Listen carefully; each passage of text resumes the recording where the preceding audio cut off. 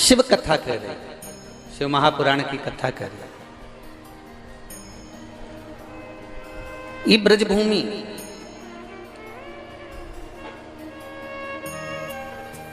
कोई कहे कि हमारे कान्हा की है, कोई कहे हमारे राम की है, कोई कहे हमारी इनकी है, कोई कहे उनकी है, पर ये ब्रजभूमि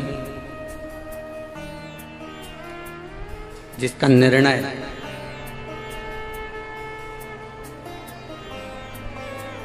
जब भगवान गौलक धाम में विराजमान है और गौलक धाम में जब मेरे ठाकुर जी विराज रहे हैं, आनंद के साथ झूले में झूल रहे हैं, राधा रानी उनके नजदीक में जब विराजमान है और संपूर्ण देवता, सारे 33 कोटि देवी देवता जितने भी हैं, सब गोकुल सुंदर गौलक धाम में पहुंचे। सारे देवता गोलक धाम और गोलक धाम में जाकर सबने एक निर्णय लिया कि भगवान कृष्ण का द्वापर में जो अवतार होने वाला है वो कहाँ हो, किस धरा पर हो, किस भूमि पर हो।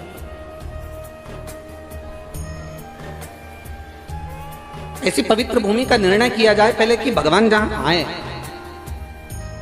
देखो बड़े बड़े मॉल बन गए हैं मथुरा में, और यहां से भी जाओगे ना तो आगरा के बीच में एक से बढ़कर एक मॉल बने हैं। पर जितने भी मॉल बने हैं ना, खरीदारी के लिए बने हैं, उसमें कपड़ा मिल सकता है, सोना चांदी मिल सकता है, किराने का सामान मिल सकता है, बेडशीट मिल सकती है। दुनिया की सारी सामग्री आपको बड़े से बड़े मॉल में प्राप्त हो सकती है। आप यहाँ से जाएंगे, आप पहुँचेंगे आगरा, आप पहुँचेंगे ग्वालियर, आप पहुँचेंगे झांसी, आप पहुँचेंगे जहाँ आपकी मर्जी हो, दिल्ली तक यहाँ से चले जाओ तो मॉल मिलेंगे, यहाँ से चले जाओ तो मॉल मिलेंगे। ये कथा तो सुंदर दिल्ली और मथुरा के इस हाईवे पर हो रही है, पर आप जरा अंदाजा लगा कर देखिए, दोनों साइड जाकर देखिए, बड़े बड़े मॉल मिलेंगे। उन मॉल में सब कुछ मिल जाए, सारा सामान मिल जाए। मॉल के अंदर आपको सारी वस्तुएं प्राप्त हो जाती है, सारा सामान प्राप्त हो जाता है, पर मॉल के अंदर संस्कार प्राप्त नहीं हो पाते। संस्कार के लिए आपके घर का माहौल की जरूरत पड़ती है, मॉल की जरूरत नहीं पड़ती। अच्छे संस्कार के लिए, अच्छी आनंदता के लिए, बच्चों को विद्वान बनाने के लिए, बच्चों की विद्वत्ता के लिए एक मॉल की जरूरत नहीं है कि मॉल में जाओगे तो वहां संस्कार मिल जाएगा। मॉल के अंदर जाओगे तो कुछ प्राप्त हो जाएगा। मॉल के अंदर वस्तु मिल सकती है, मॉल के अंदर सामग्री मिल सकती है, मॉल के अंदर आपको कपड़े, वस्त्र, आभूषण, रतन, माणिक, मोती सब प्राप्त हो सकता है, पर संस्कार नहीं मिल सकता। संस्कार अगर आपको प्राप्त होता है तो आपके घर के माहौल से प्राप्त होता है। जैसे इस पवित्र ब्रजरज में, इस पवित्र ब्रज की भूमि पर, इस पवित्र यमुना जी के घाट पर, इस पवित्र वृंदावन की पवित्र ब्रजरज पर जब कोई आता भी है ना, तो कितना बड़ा निष्ठुर क्यों ना हो, कितना भी विचित्र व्यक्ति क्यों ना हो, पर जैसे ही मथुरा के रेलवे स्टेशन पर उतरता है, बस स्टैंड पर उतरता है और ब्रज की रज उसके शरीर से लगती है ना, तो यहाँ का माहौल ही ऐसा है कि उसके मुख से राधे राधे निकलना प्रारंभ हो जाता है। यहाँ का माहौल ही कुछ ऐसा है। राधे अपने आप मुख से निकलने लगता है।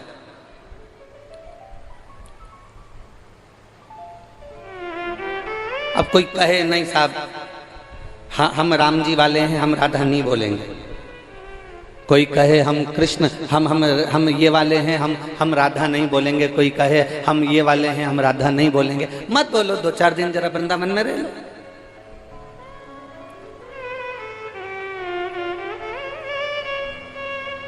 जैसे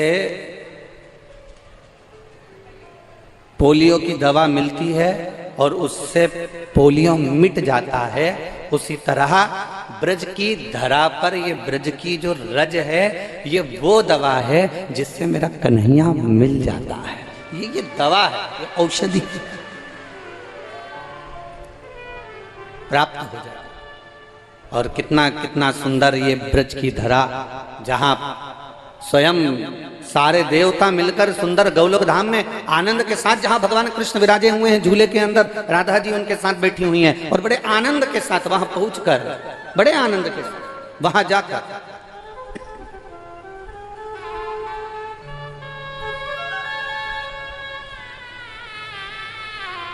बड़े आनंद के साथ वहां पहुंचकर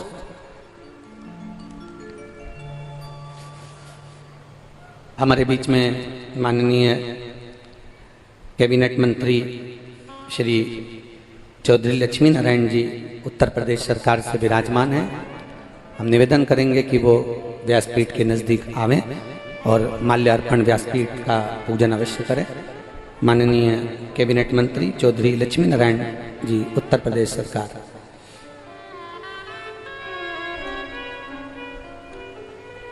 शिव तत्व की प्राप्ति और महाराज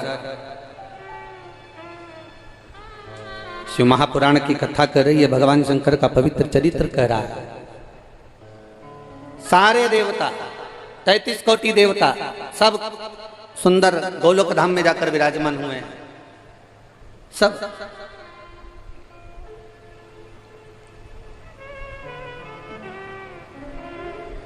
और गोलोक धाम में जाकर जब विराजमान हुए, गोलोक धाम में जाकर जब विराजित हुए, भगवान कृष्ण के स्वरूप को देख रहे हैं। भगवान स्वयं इन सभी देवताओं के मुखाग्रविंद को देख रहे हैं।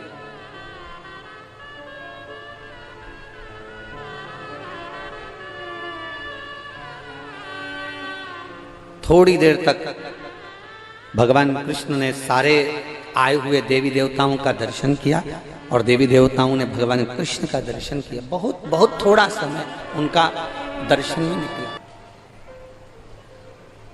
कि ये रज, जिस रज का इतना महत्व है, और मेरे ठाकुर जी जब द्वापर में आए उससे पहले मेरे बाबा इस रज में क्या लीला करते थे। मेरे शंभु, मेरे त्रिकालदर्शी, मेरे कैलाशी, मेरे शंकर इस रज में कैसे विराजमान रहते थे,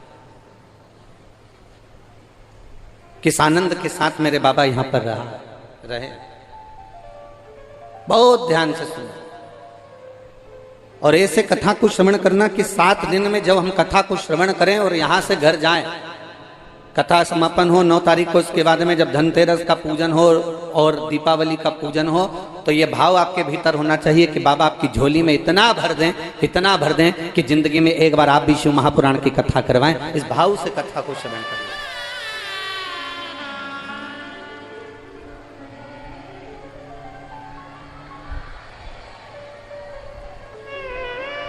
शंभु शरणे बड़ी मांगू घड़ी रे, दुख काटो दया करी ने दर्शन। शंभु शरणे बड़ी मांगू घड़ी रे, दुख काटो दया करी ने दर्शन। सारे देवताओं से भगवान कृष्ण ने पूछ लिया, आप सब यहाँ एकत्रित क्यों हुए हो? महाराज, मृत्यु लोक में बड़ा दुराचार, बड़ा अत्याचार हो रहा है और आपने जो वचन दिया है, आपने जो कहा है, आपने जो निर्णय दिया है कि आप पृथ्वी पर आएंगे, मृत्यु लोक में आएंगे, आपको पृथ्वी पर जन्म लेना है, आपको पृथ्वी पर प्रकट होना है, आपको मृत्यु लोक में आना है। अब आपको यदि मृत्यु लोक में आना है तो अपन निर्णय कर लें कि आप आएंगे कहां, आप पहुंचेंगे कहां, किस धरा पर आप अवतरित होंगे। भगवान कृष्ण ने कहा, इसका उत्तर मेरे पास नहीं है, आप जहां निर्णय कर दोगे मैं वहां पहुंच जाऊंगा। परंतु प्रभु, आपका भी तो कुछ इच्छा होगी। जैसे यहाँ पर कई लोग बैठे होंगे, उनकी भी तो इच्छा होती है कि भैया आगे आगे के पंडाल में हम बैठे। फिर कई लोगों की इच्छा होती है, नहीं साहब हमें तो कुर्सी मिलना चाहिए। कई लोगों की इच्छा होती है, नहीं साहब हमें तो सोफा मिलना चाहिए। कई लोगों की इच्छा होती है, नहीं साहब हम राइट में बैठे कि लेफ्ट में बैठे। ये तो आपके ऊपर निर्भर करता है कि आपको बैठना कहां है।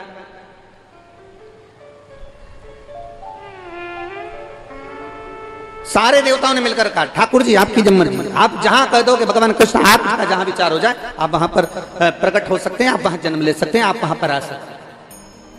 भगवान ने कहा निर्णय तो मैं नहीं लूंगा, पर मेरे मन की जो दशा है, मेरे मन का जो भाव है, बस इतना सा कहना चाहूंगा कि मैं, भगवान कृष्ण कह रहे हैं, जरा बहुत सावधानी से सुनना। भगवान कृष्ण कहते हैं कि मैं शिव के बिना नहीं रह सकता और शिव मेरे बिना नहीं रह सकते। ऐसी धरा जहां शंकर भी हो और कृष्ण भी हो, ऐसी पवित्र भूमि का निर्णय मैं नहीं ले सकता। इस पवित्र भूमि का निर्णय अगर कोई लेगा, इस पवित्र भूमि का अगर कोई निर्णय ले सकते हैं तो वो देवाधिदेव महादेव ही बता सकते हैं। आप एक काम करो, सबके सब महादेव के पास में जाओ, आप सब देवाधिदेव महादेव के पास पहुंचो। सब एकत्रित हुए और सारे के सारे भगवान कृष्ण को प्रणाम कर कर, भगवान कृष्ण को नमन कर कर सब देवाधिदेव महादेव के पास कैलाश पर्वत की ओर जाने लगे।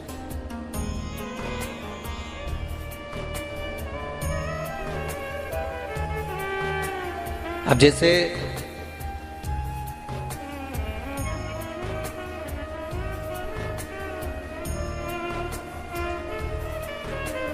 कोई लोग कह रहे थे कि गुरुजी आप हमेशा कहते हो कि ब्रज में रहने वाले बड़े पवित्र होते हैं, ब्रज में रहने वाले, अयोध्या में रहने वाले, उज्जैनी रहने वाले, काशी रहने वाले, जितनी जितनी पवित्र भूमियां, जितनी जितनी पवित्र स्थल हैं, उन पवित्र स्थलों पर रहने वाले जितने जीव हैं, जितने मनुष्य, जलचर, थलचर, वायुचर जितने भी हैं, चाहे पशु हो, चाहे पक्षी हो, चाहे मानव हो, ये सब इतने इतने पवित्र हैं, इतने आनंदित हैं, इतने शुद्ध हैं, इतने पवित्र हैं कि उनका भी दर्शन हो जाए तो जीवन की आनंदता हो जाए। महाराज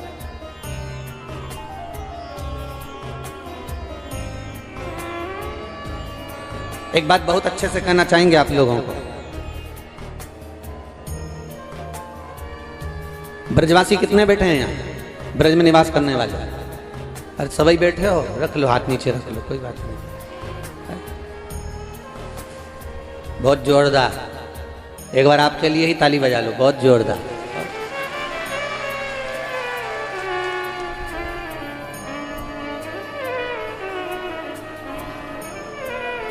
हमें तो लोग कह रहे थे कि ब्रजवासी सुनते कम है, सुनाते ज्यादा है,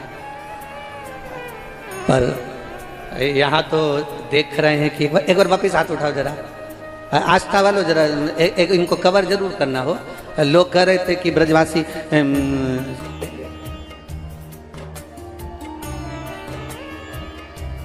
देखिए भगवान सारे देवता सब एकत्रित होकर, सब आनंदित होकर, सबकी सब कैलाश पर्वत पर चले गए और बाबा देवाधिदेव महादेव के पास में जाकर सबने हाथ जोड़कर निवेदन करा, सबने प्रार्थना की।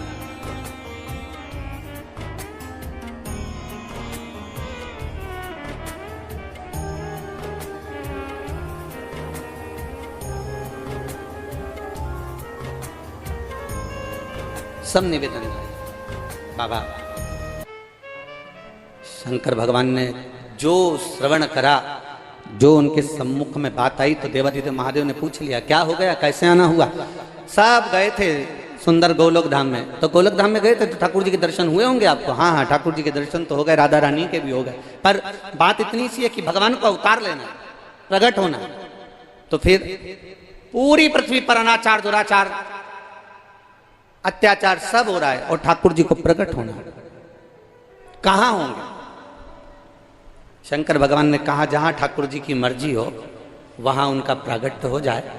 नहीं नहीं नहीं, उन्होंने भेजा है कि जहां शंकर है वहां कृष्ण है, जहां शंकर हैं वहां राम है, जहां शंकर हैं वहां नारायण है, और जहां कृष्ण है, जहां राम है, जहां नारायण है, वहां शंकर स्वयं विराजमान है। तो अब यह निश्चित करा जाए कि भगवान कृष्ण का अवतार कहां हो, भगवान कृष्ण प्रकट कहां हो।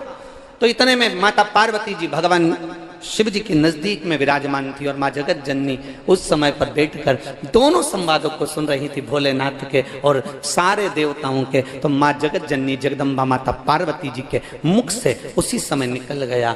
तो उन्होंने माँ जगत जननी पार्वती जी ने कहा, प्रभु केवल एक स्थल ऐसा है जो मुझे अति प्रिय है। भगवान शिव ने पूछा वो कौन सा?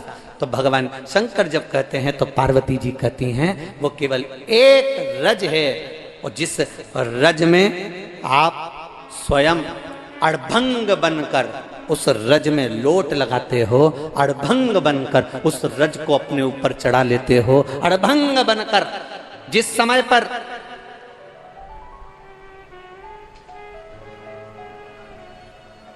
भस्मासुर को भस्म नहीं मिलती थी आपको चढ़ाने के लिए, तो जो रज वो लेकर आता था, वो रज की धरा, वो पवित्र धरा ब्रज रज की है। महाराज एक निवेदन आप कह दो द्वारकानाथ से, आप कह दो भगवान कृष्ण से कि इस ब्रज की रज में अगर वो आए तो शंकर यहाँ पर हमेशा उनके स्वागत के लिए विराजमान रहेंगे, और इस ब्रज रज में भगवान कृष्ण और शिव दोनों ही विराजमान, दोनों। अब कहोगे गुरुजी ये कहाँ की बात है कि भगवान शंकर पहले से विराजमान? अगर भगवान शंकर विराजमान नहीं होते तो जरा विचार करिए, भगवान कृष्ण ने माटी खाई और मुख में सृष्टि का दर्शन हुआ, दर्शन हुआ तो माता यशोदा जी को चिंता हुई तो उन्होंने तुरंत उसी समय पर देवादिदेव महादेव को आमंत्रित करा। आज जरा सावधानी से सुनना कथा। कई लोग कह रहे थे क्या यशोदा जी एक लोटा पानी चढ़ाती थी? क्या कौशल्या जी एक लोटा जल चढ़ाती थी? क्या दशरथ जी महाराज एक लोटा जल चढ़ाते थे? जरा कथा को सावधानी से सुनना।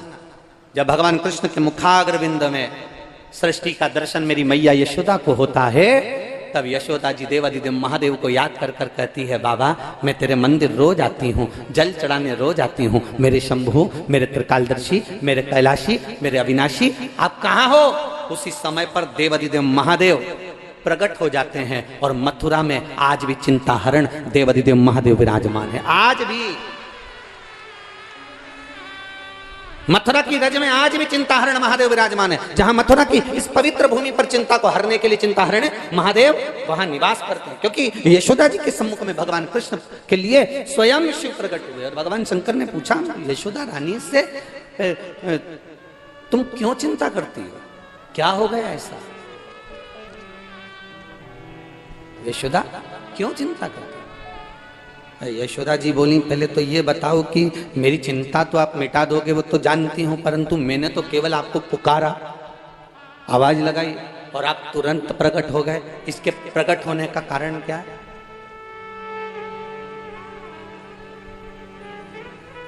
कभी कभी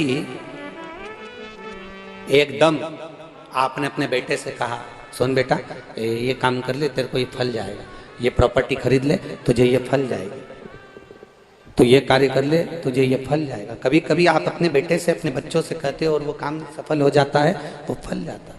कभी कभी यशोदा जी ने जैसे ही भगवान को पुकारा और भगवान देवादिदेव महादेव प्रकट हो गए, तो यशोदा जी के मन में, अभी इससे पहले जो कथा हुई उस कथा में वर्णन करा था कि शिव के भक्त 3 बार रोते हैं। इस कथा के प्रथम में, इस कथा के पहले वाली जो कथा रही उसमें हमने वर्णन करा, नागपुर की कथा में शंकर भगवान के भक्त 3 बार रोते हैं। पहला, भगवान को पुकारते हैं तब रोते, दूसरा भगवान नहीं आते तब रोते, और तीसरा भगवान आ जाते तब रोते।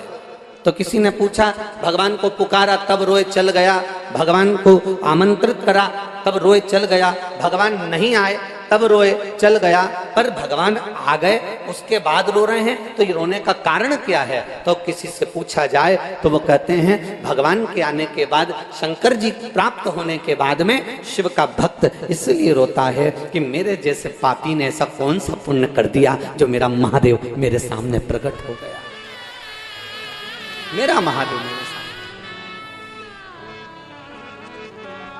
कुछ हमारी जिंदगी के जो पुण्य होते हैं, हमारे जीवन के जो अच्छे कर्म होते हैं, हमारे जीवन के जो अच्छे क्रम होते हैं, जब प्रबल होते हैं तब जाकर कुछ अच्छा होता है। कोसी वालों, ये कथा मथुरा में भी हो सकती थी, ये कथा गोवर्धन में भी हो सकती थी, ये कथा वृंदावन में भी हो सकती थी, ये कथा बरसाना में भी हो सकती थी, नंदगांव में भी हो सकती थी, गोकुल में भी हो सकती थी, पर मेरे देवादिदेव महादेव ने कोसी को क्यों चुना?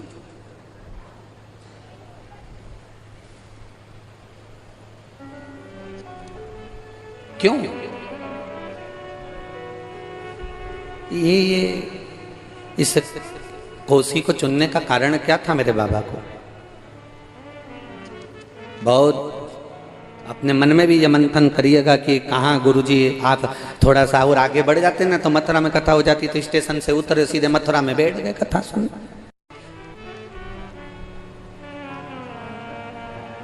कौशिक ब्राह्मण था। अगर आपसे भी पूछे ना कोई अग्रवाल जी की ये कथा कोसी में किससे मिली, तो कोसी की आप स्मरण में जरूर कहना कि मेरा शिव साधारण जगह पर कहीं पहुंचा है तो उसका कुछ ना कुछ कारण है। उस भूमि पर अगर पहुंचा है मेरा देवादिदेव महादेव तो कुछ कारण हो सकता है। और आज सब आप गौरव महसूस करिएगा कि कोशी की इस पवित्र भूमि पर कथा सुन रहे, ब्रज 84 कोस की इस पवित्र भूमि पर बैठकर कथा सुन रहे। आज आपके भीतर गर्व होना चाहिए कि ये वो धरा है जिस धरा का वर्णन कुर्म पुराण के अंतर्गत वर्णित किया। कहा एक कौशिक ब्राह्मण था और वो ब्राह्मण इतना विचित्र था कि उसको क्रोध बहुत आता था, बहुत क्रोध, और इतना चिड़चिड़पन, इतना क्रोध और गलत कार्य करना, गलत विचार रखना, गलत सोच रखना और चिल्ला चोट करना, ये वो कौशिक ब्राह्मण जो था उसको बड़ा क्रोध भरा हुआ था। अब बहुत क्रोध उसके भीतर जब समाहित हो गया, धीरे धीरे धीरे धीरे उसके शरीर में कोई रोग हो गया। एक रोग उसके जीवन में, एक शरीर में कोई रोग आ गया और उसके शरीर में कोढ़ का रोग हो गया। उसका शरीर गलने लगा, पांव की उंगलियां गल रही है, हाथ की उंगलियां गल रही है, शरीर की हथेलियां गल रही है, पूरा शरीर, नाक, कान सब गलने लगे, होठ सब गल। उसकी एक पत्नी थी जिसका नाम था कौशी, जिसको कुर्म पुराण में कौशिकी भी कहा गया। उसका नाम था कौशिक, जिसको कौशिकी भी कहा। पत्नी को दिखा कि मेरा पति बहुत चिड़चिड़ा है, क्रोधीला है, अपशब्द कहता है, गाली देता है, आड़ा टेढ़ा कहता है, पर उसके शरीर में रोग हो गए। अब धर्म पत्नी जो होती है ना वो बड़े धर्म को निभाती भी है। अगर पति बीमार पड़ा है तो उसकी सेवा में तल्लीन भी रहते। कोसी ने अपने पति को देखा कि ये कोढ़ से ग्रसित है, सारी दुनिया उससे नफरत कर रही है। एक तो वो चिड़चिड़ा, अपशब्द बोलने वाला, ताना देने वाला, और पत्नी उसकी सेवा में लगी है, सेवा में लगी ऐसी कि पति आज भी चिड़चिड़ा, अभी भी क्रोध कर रहा है। इतना रोग होने पर, शरीर में इतना कष्ट होने पर भी अगर 1 मिनट देरी से अगर भोजन ला कर दे पत्नी, तो पति उस थाली को उठाकर पत्नी के मुख पर मार देता।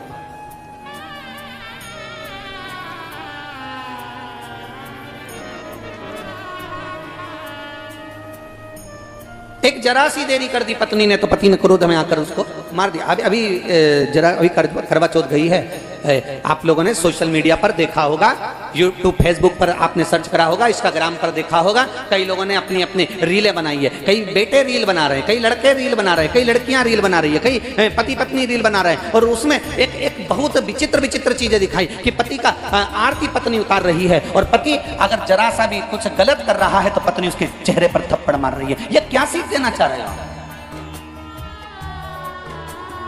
आप में से किसी ना किसी ने तो रील देखी होगी ना, जिनने देखी है जरा हाथ उठाना। हाँ उठा हुआ, देखी कि नहीं देखी? देखिए ना, कई लोगों ने ऐसी रीलें बना के डाली है।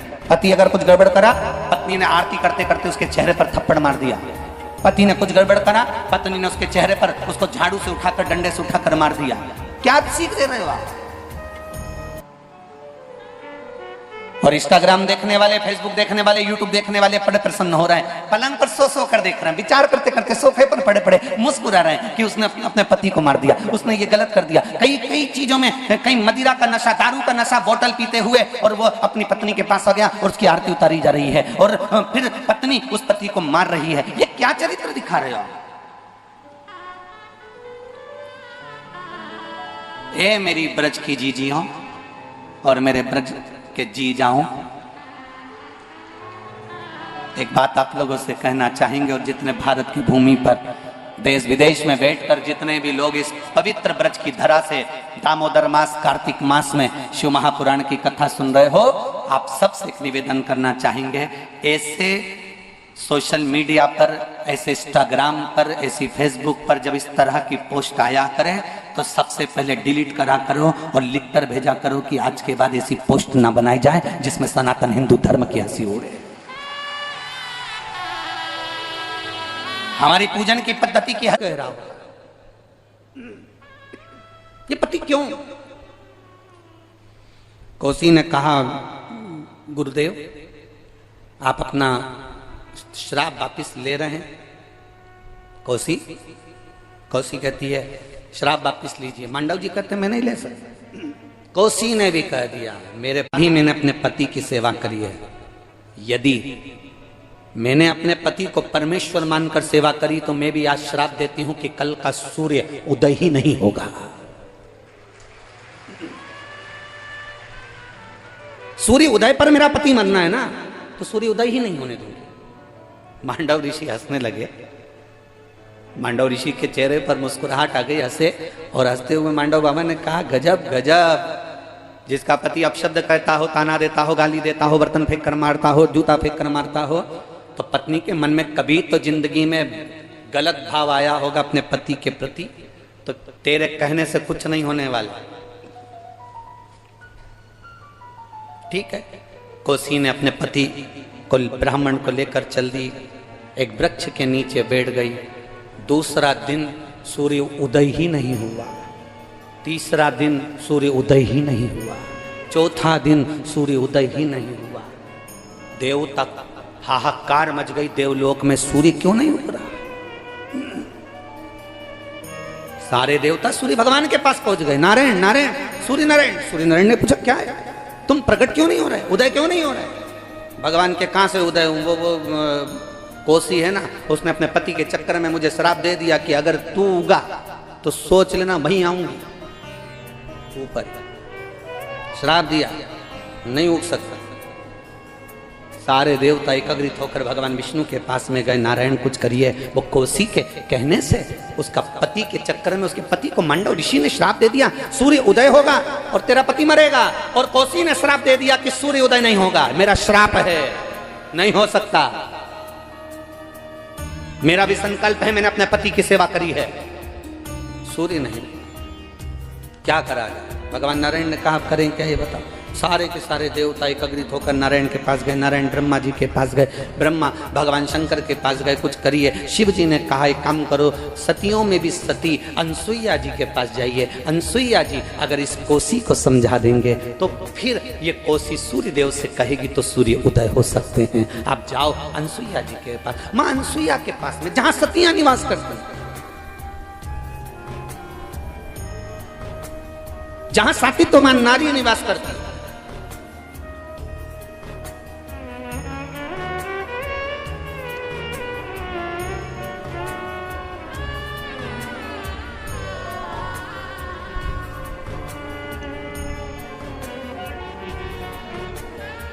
सतियों के उस झुंड में अनसुईया जी बैठी हुई थी। सारे देवताओं ने माता अनसुईया जी से कहा, हे ब्रह्मा विष्णु और महेश की माता, जिनको आपने पलने में झुलाया है मां, आप जाकर कोसी को समझाओ ना कि कोसी सूर्य देवता को उगने दे।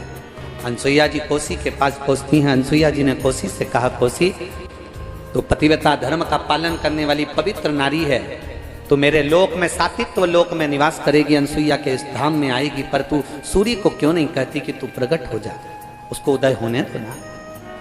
कोसी कहती है अगर वो उग गया तो मेरा पति चला जाएगा, इसलिए सूर्य को उदय नहीं होने दूंगी, मैं उगने नहीं दूंगी।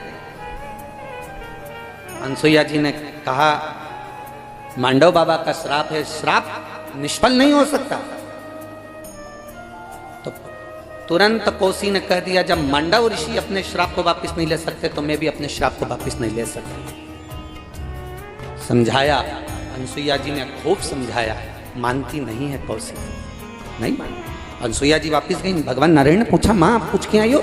माँ कहने लगी, हाँ मैंने पूछा, पर कोसी मानने को तैयार नहीं है। सारे देवताओं ने मिलकर तभी माता अनसुईया जी से कहा, आप मांडव ऋषि के पास जाकर कहिए। मांडव बाबा के पास में जाकर निवेदन करा, मांडव बाबा आप अपने श्राप को वापस लीजिए। मांडव ऋषि ने श्राप को वापस लिया, पर श्राप वापस लेने के बाद भी कोसी ने सूर्य देवता से ये नहीं कहा कि तू उदय हो जा। फिर देवता एकत्रित हुए, फिर वापिस पहुंचे। कोसी के पास में जाकर फिर निवेदन कर, माँ अब तो श्राप वापिस ले लिया, अब आपका पति मरेगा नहीं, अब वो सूर्य उदय होने पर प्राण नहीं छोड़ेगा, अब तो कुछ करिए। तब कोसी ने कहा पहले मुझे वचन देना पड़ेगा, मेरे पति के लिए भी और मेरे लिए भी वचन देना पड़ेगा। मांगो क्या है? जब इस धरा पर, पवित्र भूमि पर जब द्वारिकानाथ भगवान कृष्ण आए, क्रीड़ा स्थली उनकी यह रहे, भगवान खेलें इस भूमि पर, और मुझे वचन दो ब्रज की परिक्रमा करते करते जब कोसी के मध्य से या कोसी के रज से कोई छू कर जाए तो उस नारी का अखंड सौभाग्य हो जाए, ऐसा वर मुझे दे दिया, वो वर मुझे दिया जाए। हम तो धन्यवाद देंगे अग्रवाल जी, सुभाष जी आपको, सौरभ जी आपको, कि आपने इस कथा को कहीं दूसरी जगह लेकर नहीं गए, इस कथा को कोसी में कराया। इसलिए साधुवाद है कि इतनी माताओं का अखंड सौभाग्य का भाव इस सुंदर दामोदर मास में, कार्तिक महीने में कथा श्रवण करने का फल मिलेगा। वचन दे दिया मेरे भगवान ने, वचन।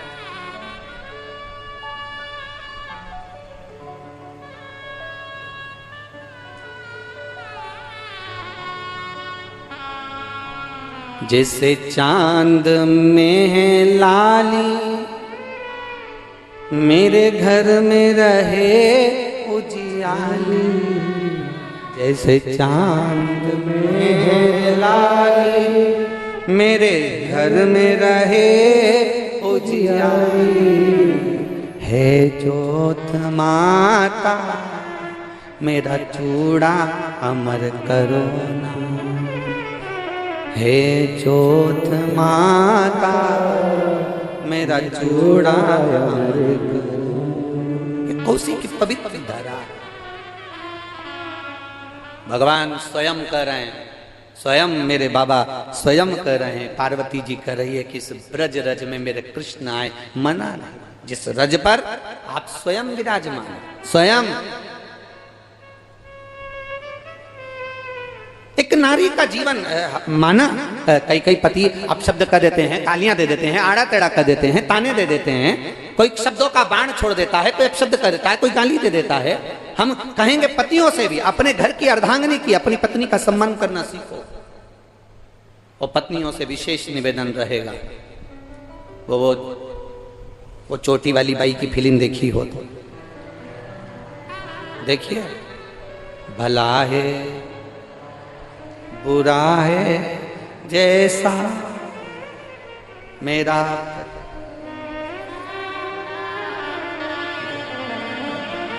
अगर तुम लोगों ने स्मरण किया हो, देखा हो, तो उसमें वो एक लोटा जल भरकर शंकर जी को चढ़ाकर और मेरे बिहारी जी को प्रणाम कर कर जाना, ये झोली खाली नहीं, भर कर लेकर आओ।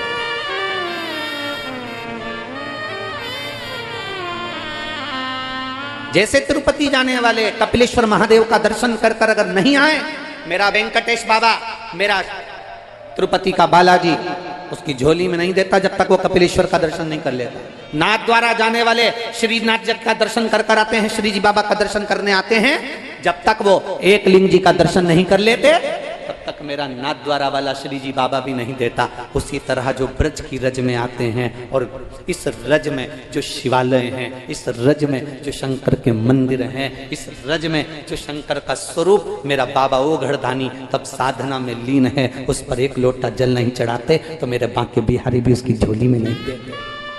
ये दोनों आप आए हो ब्रज की रज में, कितना देवराज नाम का ब्राह्मण जो कि चोरी करता, धन लेकर आता, चोरी का धन लेकर आने के बाद भी उसके जब प्राण छूटे तो बेलपत्री के वृक्ष के नीचे छूटे, प्राण छूट गए। देवादिदेव महादेव नंदी लेकर आ गए, नंदी पर बिठाकर उसको चलने लगे। उसने कहा मेरे जैसा पापी, चोरी का धन है मेरे पास में, चोरी का धन है मेरे पास, मेरे जैसा पापी। एक पत्र में एक महिला ने लिखा है कि लोग मुझे ताना देते थे तेरे घर में औलाद कभी नहीं होगी।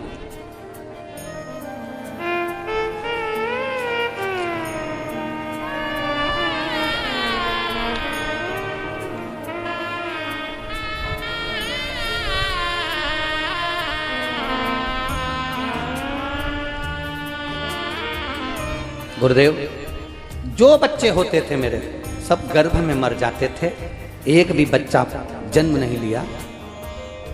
सुशील कुमार दिल्ली भजनपुरा से हूं, कहीं बैठे हो तो हाथ हिला सकते हैं। सुशील कुमार दिल्ली भजनपुरा, कहीं बैठे हो तो हाथ हिला सकते हैं। भजनपुरा से, दिल्ली से। गुरुदेव, कई साल शादी के हो गए, संतान की प्राप्ति नहीं थी। बच्चे गर्भ में शांत हो जाते थे, बच्चे पूरे नहीं होते थे। सभी लोग बहुत अपशब्द कहते थे, ताना देते थे। तब मेरे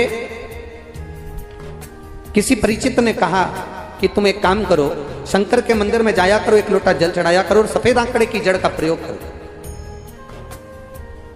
मैं दूसरे के बच्चों को देखती थी ना गुरुदेव, तो बाबा से प्रार्थना करती थी, मेरे घर में संतान कब होगी, इतने साल निकल गए, औलाद नहीं है, मेरी झोली खाली की खाली है गुरुदेव। मेरी मम्मी ने फिर मुझे कहा कि तू एक बार सफेद आंकड़े की जड़ का प्रयोग कर, पशुपतिनाथ का व्रत कर। डॉक्टरों ने तो कह दिया था कि तुम्हारे गर्भ में कुछ ऐसा है जिसके कारण बस बच्चा पूरा जन्म कभी जिंदगी भर नहीं लेगा, और वो बच्चा तुम जन्म भी देना चाहोगी तो वो मर ही जाए। और ऐसा हुआ गुरुदेव, कई बार बच्चा गर्भ में ही मर गया। कहीं बैठे हो तो हाथ हिला सकते हैं। गुरुदेव, मैं बाबा का क्या गुणगान करूं? पशुपतिनाथ का व्रत चालू करा और बाबा से प्रार्थना करी। 4 अप्रैल 2023 को बाबा की कृपा से, जिन डॉक्टरों ने कहा था कि तुम्हारे यहाँ संतान का सुख नहीं होगा, लोग ताने देते थे, बाबा की कृपा से मुझे 4 अप्रैल 2023 को पुत्र रत्न की प्राप्ति हुई है।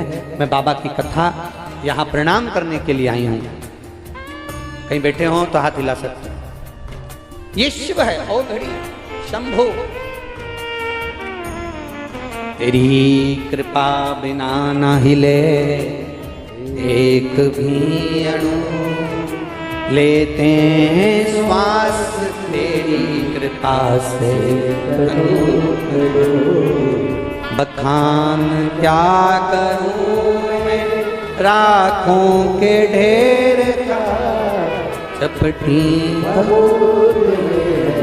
खजाना कुबेरा, गंगधार मुक्ति द्वार ओंकार भोले ओंकार आयो शरण तेरा शंभो।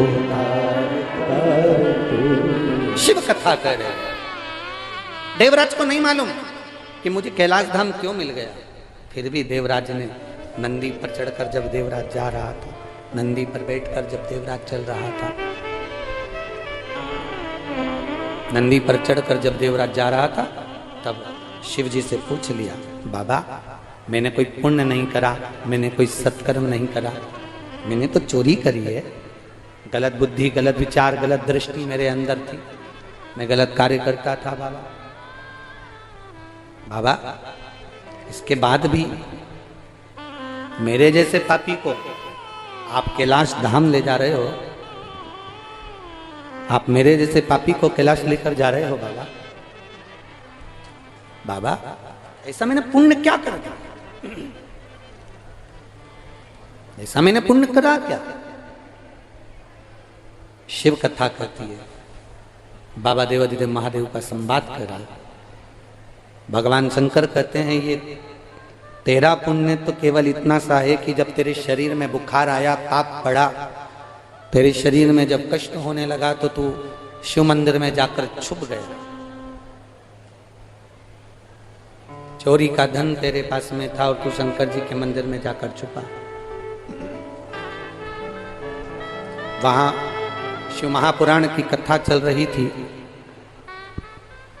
शिव महापुराण की कथा चल रही थी और ब्राह्मण देवता थोड़ी थोड़ी देर में चिल्ला रहे थे, हर हर महादेव। तेरे शरीर में जब कष्ट हो रहा था तो तुझसे वो कथा में मन नहीं लगाता, पर तू शिव मंदिर पहुंचा, भले चोरी का धन लेकर पहुंचा, भले बीमार अवस्था में पहुंचा, भले बेकार अवस्था में पहुंचा, पर पहुंचा।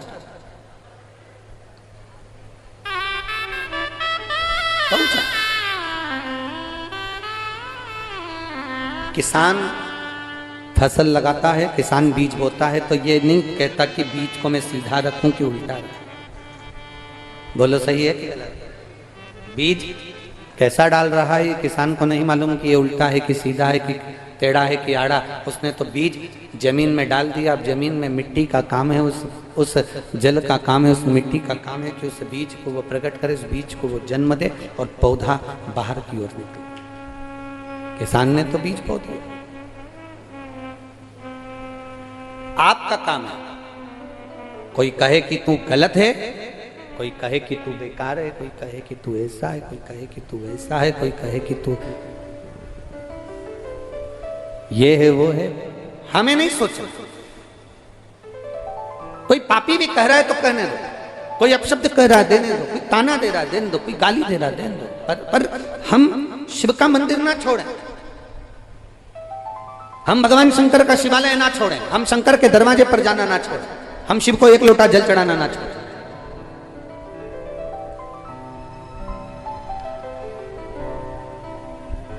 कई लोग कहते हैं, पूछते भी हैं, गुरुजी आप कहते हो कि शंकर देता बहुत है। महाराज, देवता देते हैं पल्ला झाड़ के और शंकर देते हैं छप्पर फाड़ के। शिव देता बहुत है, शंकर देते बहुत है। लोग कहते हैं कि गुरुजी ऐसा शिव में क्या है? हम कहें कभी मौका मिले ना तो एक बार आपने कथा श्रवण करी होगी कि आप लोग तो ब्रज के निवासी हो और ब्रज में तो बड़ी सुंदर सुंदर रसिक रसिक कथाकार इस ब्रज की धरा पर भगवान कृष्ण की कृपा से इस ब्रज की धरा से बड़े बड़े वक्ता, बड़े बड़े संत, बड़े बड़े साधुजन, बड़े बड़े गुरुजन, बड़े बड़े एक से बढ़कर एक रसिक वक्ता इस ब्रज की धरा ने दिए हैं, इस रज ने दिए। हम तो उन सभी बड़े बड़े वक्ता, कथा के श्रोता, कथा के वक्ता और संत साधु और ब्राह्मण जन, जितने भी इस ब्रज की रज में जितने जितने वक्ता हैं, छोटे से लेकर बड़े तक, उन सब के चरणों की हम तो धूल हैं मात्र। हम केवल एक धूल रज। पर उनके मुख से आपने सुना होगा, उनके मुख से आपने श्रवण किया होगा कि जब यशोदा मैया के घर पर लाला का जन्म हो गया, भगवान कृष्ण प्रकट हो गए और भगवान कृष्ण जब प्रकट हुए तब प्रकट होने पर भगवान शंकर को लगा कि मेरा ठाकुर आया है, मेरा कृष्ण आया है, मेरा नारायण आया है, मुझे दर्शन करने जाना चाहिए।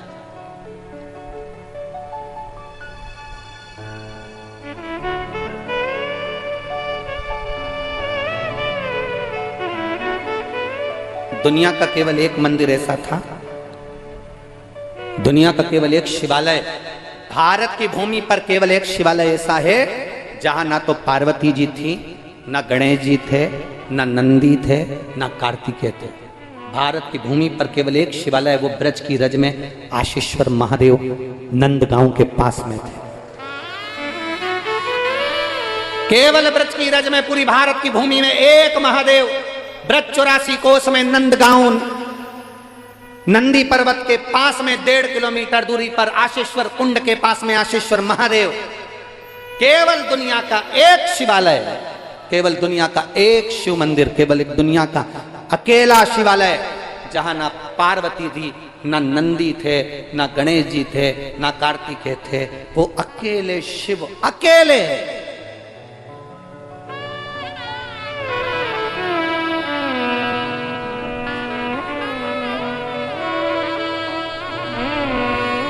पार्वती जी पूछी भोलेनाथ जी से, भगवान शंकर से पूछा, बाबा कहाँ जा रहे हो, स्वामी कहाँ जा रहे हो, प्रभु जी कहाँ जा रहे हो? शंकर भगवान कुछ ना बोले। भगवान भोलेनाथ जी को मालूम था, बता के जाऊंगा तो ये मुझे जाने नहीं देगी, मैं वृंदावन जा रहा हूँ, मैं ब्रज की रज में जा रहा हूँ, ठाकुर जी प्रकटे हैं, मुझे जाना है।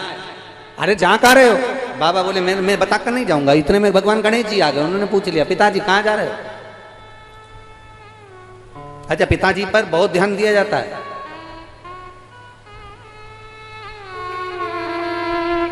बहुत अंतर है हमारा। पति आता है ना तो पत्नी पति का चेहरा देखती है, बच्चे पिता का हाथ देखते हैं कि क्या लेकर आए। केवल दुनिया में एक माँ ऐसी होती है जो ना चेहरा देखती है बेटे का, ना हाथ देखती है, उसका पेट देखती है, मेरे बेटे ने कुछ खाया कि नहीं खाया। केवल एक माँ, बुजुर्ग, बूढ़ी, पति आया, पत्नी प्रसन्न होकर उसका चेहरा देखती है, बच्चे हाथ देखते हैं मेरे पापा क्या लेकर आए। घर की बुजुर्ग माँ अपने बच्चे का ना चेहरा देखती है ना हाथ देखती है, केवल उसका पेट देखती है, मेरे बेटे ने कुछ खाया कि नहीं खाया। बेटा दुकान से आया है, कुछ खा ले, चाय बनवा ले, बहू से बोल दे कुछ ला कर दे देगी, भूखा होगा, ले आ ये खा ले। वो हमेशा बात करेगी तो अपने बेटे का पेट देख कर करेगी, मेरा बाबू दुबला हो गया, मेरा बेटा दुबला हो गया, मेरा छोरा दुबला हो गया। वो हमेशा बोलेगी तो अपने बेटे का पेट देखकर बोलेगी, मेरा बेटा ने कुछ खाया कि नहीं खाया। बहू से कहेगी उसको खिला दे।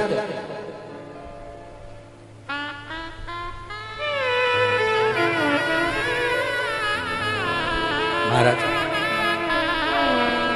भगवान देवादिदेव महादेव से माता पार्वती जी कह रही हैं, तुम जा कर रहे हो, पहुंच कर रहे हो, कहाँ जा रहे हो? शिव जी कहते हैं मैं बता नहीं सकता। गणेश जी ने पूछा, कार्तिकेय जी ने पूछा, नहीं बोले, अकेले भोलेनाथ चल दिए। पार्वती जी ने ध्यान लगाकर देखा, कहाँ जा रहे हैं जरा। अब ध्यान लगाकर पार्वती जी बैठी थी तो उन्होंने देखा शंकर जी थोड़ी दूर तक तो दिखे मुझे कि कहाँ गए, पर फिर बाद में नहीं दिखे तो उन्होंने तुरंत पहुंच गई ब्रह्मा जी के। पार्वती जी ने ब्रह्मा जी से पूछा, मेरे स्वामी आए क्या? ब्रह्मा जी बोले, नहीं माता वो तो यहाँ पहुंचे ही नहीं। ब्रह्मा जी के यहाँ से भगवान नारायण के पास पहुंची, मेरे स्वामी आए क्या? नारायण बोले, माता वो तो हमको दिखे ही नहीं। इंद्र कहते हमें मालूम ही नहीं है। तब पार्वती जी ने गणेश जी से पूछा, तुम्हारे पिताजी कहाँ गए? ये घर के जो बच्चे होते हैं ये कैमरे से कम नहीं होते हैं, ये बहुत बहुत कैमरा रखते हैं। छोटे छोटे बच्चे होते हैं, बहुत कैमरा। एक छोटा सा बच्चा अपनी दादी से बोला, ओ दादी, ओ दादी। दादी बोली, हाँ रे छोरा। दादी तू एक बार मुंह से बोल देगी क्या एक बात? दादी ने बोला, कौन सी बात? दादी यूं बोल, तू टें बोल दे, टें। दादी ने बोला, बेटा ये टें बोलने से क्या होता? नहीं दादी प्लीज तू एक बार पहले यूं बोल, टें। दादी बोली, मैं नहीं बोलूंगी, पहले मेरे को बता कि तू टें क्यों बोलवा रहा है। दादी तू बोल तो सही। दादी बोली, नहीं बोलूंगी। दादी ने 5 रुपए दिए, जा टॉफी खा लेना, अब बता मुझे टें क्यों बुलवा रहा है। दादी रात को मम्मी पापा पलंग पे बैठ के बात कर रहे थे, जब बुढ़िया टें बोल जाएगी तो सारी प्रॉपर्टी अपनी हो जाएगी, सारी जाएगी।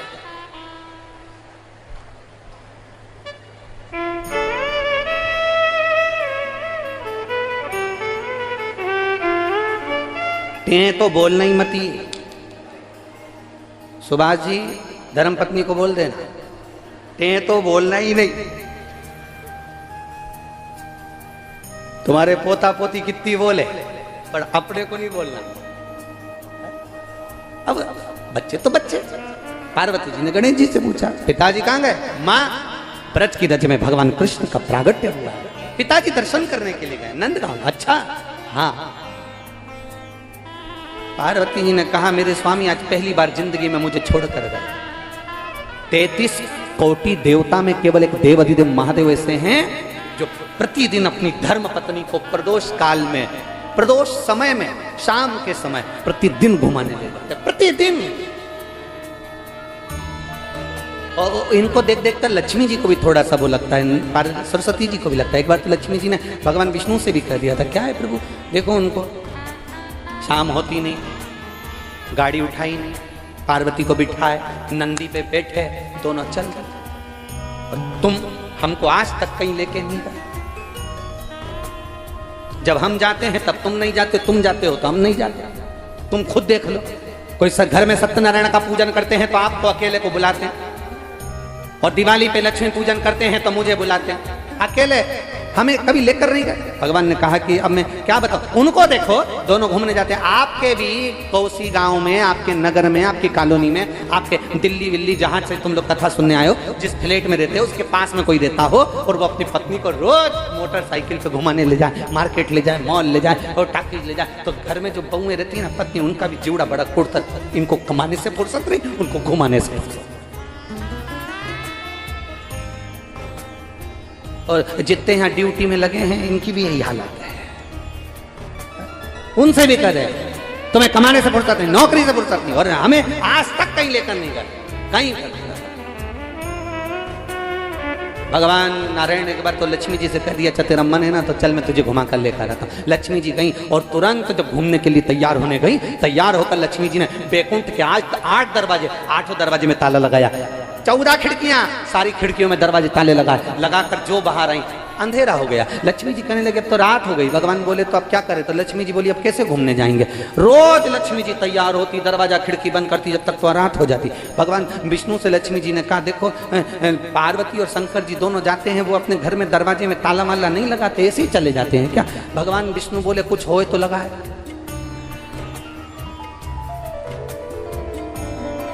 तो उनके घर में कुछ नहीं है। इतने में भगवान नारायण बोले थोड़ा बहुत होगा भी। जब वो जाते हैं घूमने तो अपने गले में से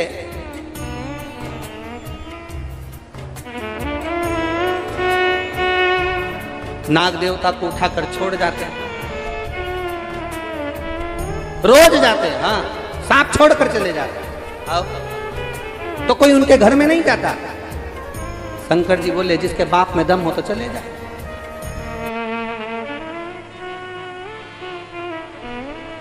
जिस कमरे में से सांप निकल जाता है 8-10 दिन तक तो जरा सा अगर किसी का कपड़ा भी पांव पे आ जाए तो चिल्ला जाता है। बोलो री जी सही है कि गलत है?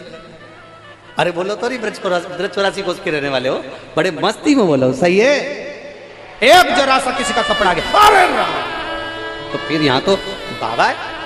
अब पार्वती जी को लगा कि रोज घूमने जाते हैं, रोज भ्रमण पर जाते हैं, पर आज तो गजब कर दिया बाबा ने, मुझको लेकर नहीं गए, मेरे को लेकर नहीं गए। अब पार्वती जी को गुस्सा आ गया। पार्वती जी बोली तुम जाओ हम भी जाते। और पार्वती मैया तुरंत यशोदा जी के यहाँ पहुंच गई। और यशोदा रानी के यहाँ जैसे ही पार्वती मैया पहुंची, सुंदर माथे पर बिंदी माता के, सुंदर लाल चुंदड़ी माता की, और एक बुजुर्ग बूढ़ी का रूप रखकर, होठों पे लाली, नैनों में सुरमा, मेरी माँ के बालों में गजरा, और बुजुर्ग।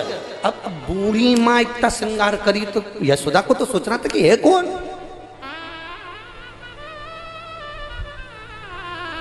श्रृंगार कर कर पार्वती जी पहुंच गई यशोदा जी के। यशोदा जी ने दरवाजा बजाया। दरवाजा बजाते से यशोदा जी ने पूछा तुम कौन? पार्वती जी मौली मैं ब्रज की गोपी हूँ, मैं तो यहाँ से निकल रही थी तो तुमको कुछ सीख देने के लिए आई हूँ। क्या सीख देना है? यशोदा याद करो तुम्हारे बेटे के पीछे पूतना पड़ी थी, तृणावत पड़ा था, अघासुर बकासुर पड़े थे। अब सुन ले, पूतना पड़ी थी जैसे पीछे, जैसे अघासुर बकासुर पड़े थे। इतने में यशोदा जी के कानों में ले जाकर तुरंत पार्वती जी ने कह दिया मैंने सुना है इस नगर में, इस गाँव में एक बाबा आया है, भयंकर रूप वाला है, कुछ भी हो जाए उसको अपने बेटे का दर्शन मत कराना, कुछ भी हो जाए। यशोदा जी ने तुरंत, और बहुत ध्यान देना महाराज, जहर 2 तरह का जहर होता है। एक जहर मुख में जाता है तो केवल एक व्यक्ति मरता है, और एक जहर कान में जाता है तो पूरा घर मर जाता है। चुगली, निंदा, बुराई, ये जहर जब कान में गया तो पूरा घर बर्बाद। किसी से कहता तुम्हारी बहू बेकार, सास के कान में थोड़ा सा जहर डाल दो, तुम्हारी बहू ने ये किया, तुम्हारे बेटे ने वो करा, पूरा घर अस्त व्यस्त हो जाएगा। एक बहू के कान में कह दो तुम्हारी सास तो ऐसी है, तुम्हारे ससुर तो ऐसे हैं, तुम्हारे ननन तो ऐसी, तुम्हारे नंदोई तो ऐसे। वो कान में जो जहर गया, मुख में जहर जाएगा तो अकेला मरेगा, कान में जहर गया तो बहुत सारे मरते हैं, एक साथ पूरा परिवार चले जाता है। टूट गया परिवार, अस्त व्यस्त हो गया। यशोदा जी के कान में जहर घोल दिया, कह दिया कोई बूढ़ा व्यक्ति आए दर्शन मत कराना। यशोदा जी ने दरवाजे पर द्वारपालों से कह दिया दरवाजा लगा दो, ताला लगा दो, कोई भी आए आने मत देना। अब बाबा तो बाबा थे, चल दिए भोलेनाथ हड़भंगे।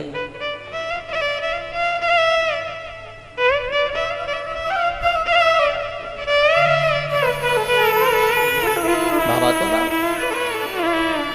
भोलेनाथ भोलेनाथ भोलेनाथ। बाबा आए दरवाजे पर, दरवाजा की अलख लगाई, दरवाजा कोई ना खोले, कोई नहीं। यशोदा जी ने आवाज सुनी, लाला के कानों में शब्द गया, लाला